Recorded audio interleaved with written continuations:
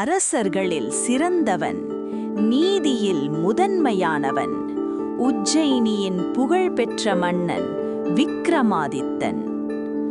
அவன் ஆட்சி செய்த காலத்தில் யாருக்கும் அநீதியில்லை, யாருக்கும் பயமில்லை.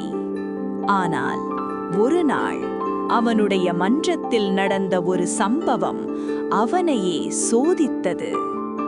அன்று காலை மன்றம் வழக்கம்போல் மக்கள் கூட்டத்தால் நிரம்பியிருந்தது.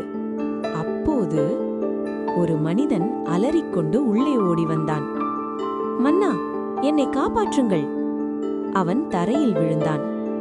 மன்றத்தில் அனைவரும் அதிர்ச்சி அடைந்தனர். விக்ரமாதித்தன் அமைதியாக கேட்டான், என்ன விஷயம்? எதற்காக இவ்வளவு பயம்? அவன் நடுங்கிக் கொண்டே சொன்னான், மன்னா, எனக்கு நிழல் இல்லை. அனைவரும் சிரித்தார்கள். ஆனால் மன்னன் சிரிக்கவில்லை. அவனை வெளியே கொண்டு செல். அவர்கள் அனைவரும் அரண்மனை வெளிச்சத்திற்கு சென்றனர். சூரியன் பிரகாசமாக இருந்தது. அனைவருக்கும் நிழல் இருந்தது. ஆனால் அவனுக்கு இல்லை. மன்றம் அமைதியாகியது. மன்னன் கேட்டான், எப்படி இது நடந்தது? அவன் பதிலளித்தான், 3 நாட்களுக்கு முன் நான் தூங்கிக் கொண்டிருந்தேன். நள்ளிரவில் விழித்தேன்.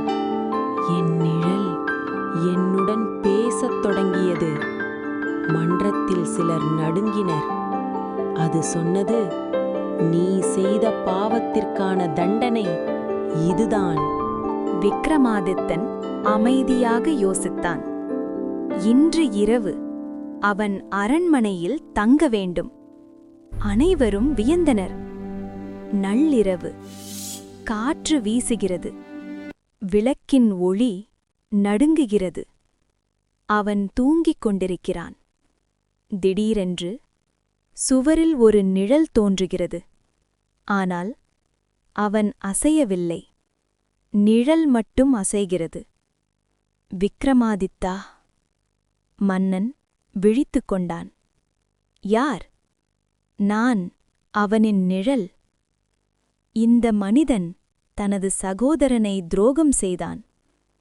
மன்னன் அவனை எழுப்புகிறான். உண்மையா?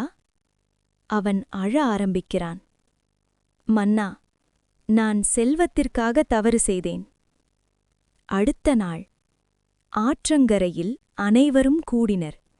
சூரியன் உதயமாகிறது.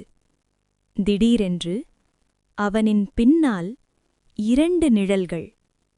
மன்றம் முழுவதும் அதிர்ச்சி. விக்ரமாதித்தன் மெதுவாக வாளை எடுக்கிறான்.